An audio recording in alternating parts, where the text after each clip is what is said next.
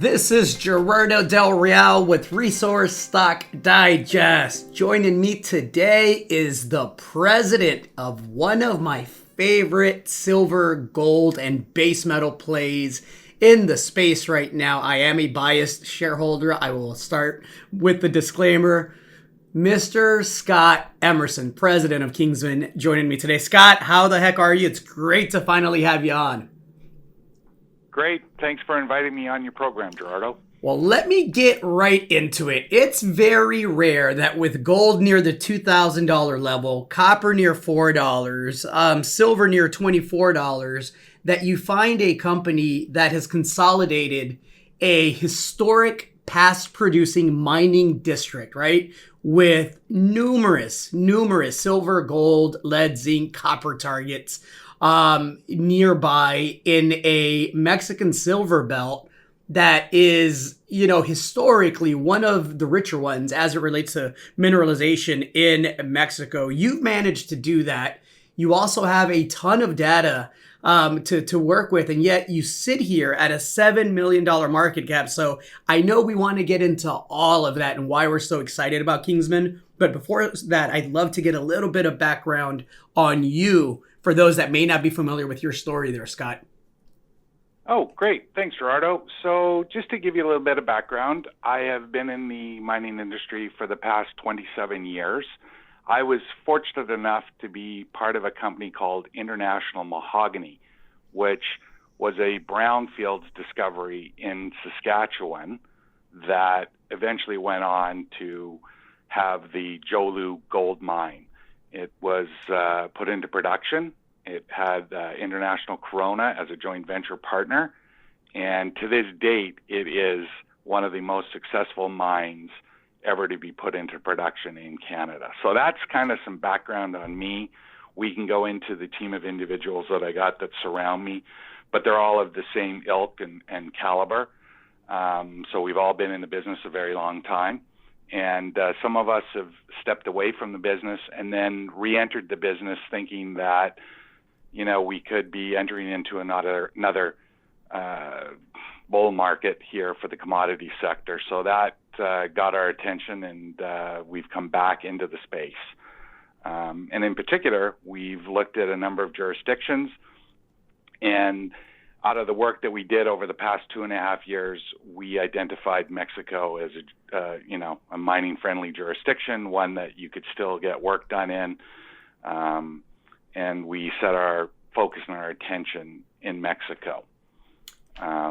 What I'd also like to say is that led us to our current project, which is the Las Coloradas project, which is located in Chihuahua State, in Mexico, which is a mining-friendly state. It is about an hour and a half plane ride from Mexico City, and access is easy. And again, the community where we are is mining-friendly. So hopefully that answers your question. No, absolutely, Scott. I want to touch on that just briefly because I'm really excited about Las Coloradas, its location in the Parral mining district of the Central Mexican Silver Belt. I think that's key there. But you touched on jurisdiction a bit, and I know that recently there's been, rumblings from the government and some situations that have not been so mining friendly. And I think it's really important for us to provide some context as to how mining friendly Chihuahua is specifically in the region that the project is in, because one part of Mexico, it's like real estate, right? Can be very different from another part of Mexico. And I think you happen to hit the jackpot as it relates to jurisdiction within Mexican ground. Right. So just to give some reference to your listeners, so Parral is located like I said, in a mining-friendly jurisdiction. It is actually built around an old silver mine called La Prieta. And La Prieta produced silver for 340 years. So that particular region was basically built around the silver mining industry. And in our case, we're located 38 kilometers from Parral. And again, it's a past-producing mine. I can say that all of the claims that we have acquired are all in good standing, meaning their property taxes have been paid and have been paid up to current. We continue to pay those. We have 50-year mining leases on all of our claims. So when you talk about these changes in the mining law, these changes that they're implementing and will be implemented, I'm pretty confident of that, are positive in one sense and negative in another. And they're positive in the sense that any junior or any company operating in Mexico, if you've paid your taxes and you've done the proper, I don't know what the term is, I'm looking for Gerardo, but if you've paid your taxes and you've done everything properly according to their mining laws, I don't think these changes are going to pose a big issue.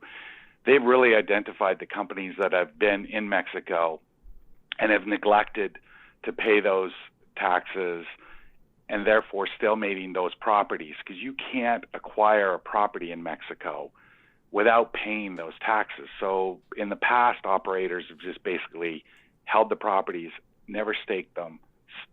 That basically stalemated the payment of taxes until it got rectified. And Mexico is now saying, well, hold up here. If you haven't paid your taxes, we have the right to take those claims back. You're going to lose them.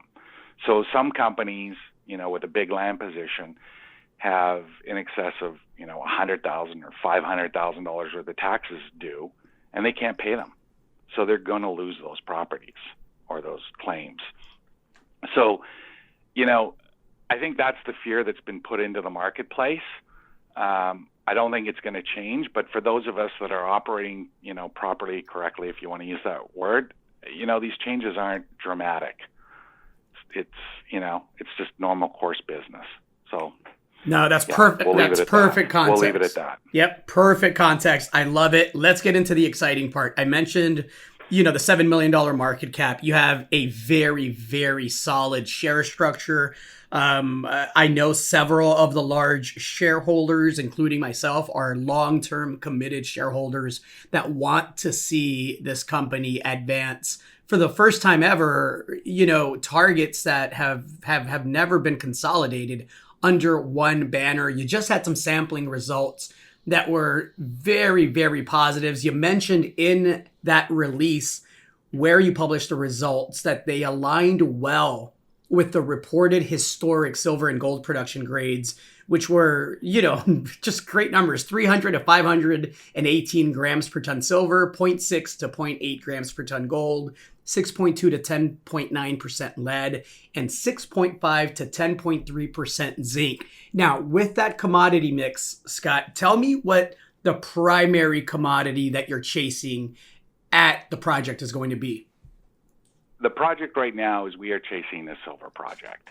That's where our attention is. But all those other minerals that you bring up are all important components of potential, right? You have to have that mix of those, which is, gold, the zinc, which obviously adds value, but the lead.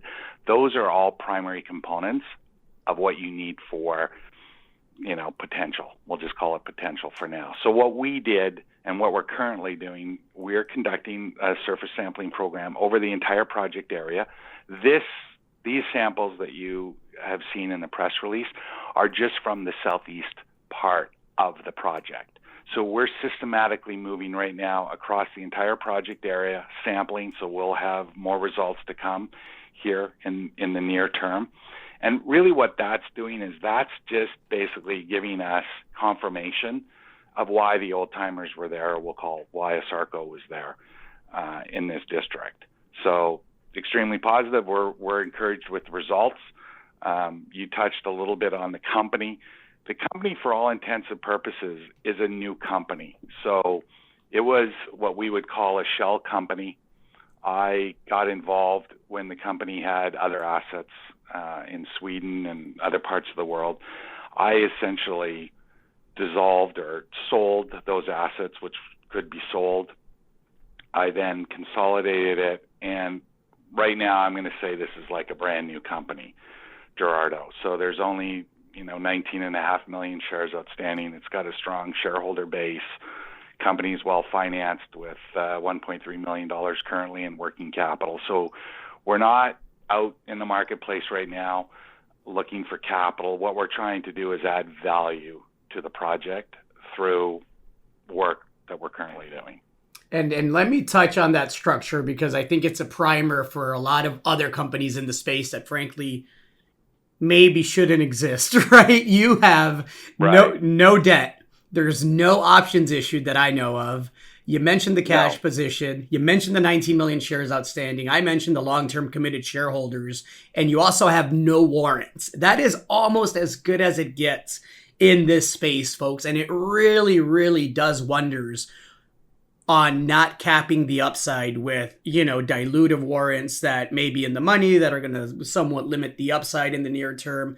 Don't have to worry about any of that here. So let's talk about what comes next and what you have planned to get that market cap from, the measly 7 million that it's at now to a much more, I think accurate reflection of the value of being able to consolidate a historic mining district for the first time ever. I think too, Gerardo, just before we get to that, I want to touch base on the company, in addition to what you just mentioned, has a 1% net smelter royalty on a project in Mexico, which we sold to a company called Gold. And I think that's important because Gold is roughly spending close to $85 million developing that project, of which we have a small piece of through an NSR. So I think that also adds value to the project or to the company. But just moving forward, this is new, Gerardo. It took me approximately 18 months to put this together. We've now started a sampling program over the surface on one part of it. Our plan is over the next 3 to 6 months, we'll do a program over the entire project area. So we're going to be creating that story. Nobody really knows the story because nobody's ever had this project. So what our plans are moving forward is we'll systematically sample. We'll start to release news over the coming weeks and months. We have applied for our drilling permit, which we expect we'll receive, and then we'll drill. That's simple. This is a drill-ready project. Your listeners aren't going to have to go through, geophysics and airborne geophysics and all this stuff to get it to a drill-ready stage. This project is drill-ready. What kind of potential? Let's stick to silver just to simplify things a bit for the audience. What kind of potential do you hope Las Coloradas is able to demonstrate as it relates to, millions of ounces of silver? How big a target do you envision chasing? Give me one moment and I will tell you just our kind of what we're thinking. And I'll caution that this is, speculative at this point because this is why you're doing the surface work. It's why the drill bit's going to have to prove that up. But clearly, when you get involved with a group of claims that you consolidate, you're doing that with a target in mind, right? Correct. And what I'm going to share with you now is just something that we've done, the back of the envelope. What we think is there and why we're so excited and why we want to, move forward. And I'm just going to pull it up because we love accurate numbers around here, Scott. So thank you for that. Well, okay. So we think with our first phase drilling program, we're going to test for, a potential of close to 500,000 ounces of gold, 119 million ounces of silver, and it could be in excess of 1 billion ounces of lead, and, 2 billion pounds of zinc. So when we talk about that collectively, we say the total potential would be over 200 million ounces of equivalent silver on site. And that you believe you can demonstrate that with your first phase of drilling once all of the surface work is complete? That's correct. And well, I'm not going to say first phase of drilling. That's what we think that potential of that area. Let's be clear about that, Gerardo. Got it. But that's what we feel is the potential. That's why we're excited. We want to be the story in that district. Well, I'll And tell I you think, this. Yeah, I got to say, Scott, and again, this is me as a biased, excited shareholder. 200 million silver equivalent ounces is going to be worth a whole heck of a lot more than $7 million Canadian. So, I think that's, that sets the table well. You mentioned applying for the permits, you mentioned the work. I'm looking forward to having you back on as more results from different parts of the land package come in. Anything else to add to that, Scott? no, that's it. Stay tuned. That's what I'll say. That's how I'll end it. Love it. Drilling for silver in Mexico, tons of upside. I think we're in for a pretty special precious metals market that really is going to ramp up in the second half of this year. I think you're positioned perfectly, and happy to be along for the ride. Appreciate your time, Scott. Thanks, Gerardo. Bye-bye. Hey everybody, Gerardo Del Real here. If you're enjoying the content that you just saw, you can let us know in 3 simple steps. Hit the like button, hit the subscribe button, and please share across your network and on social media. Take care, everybody.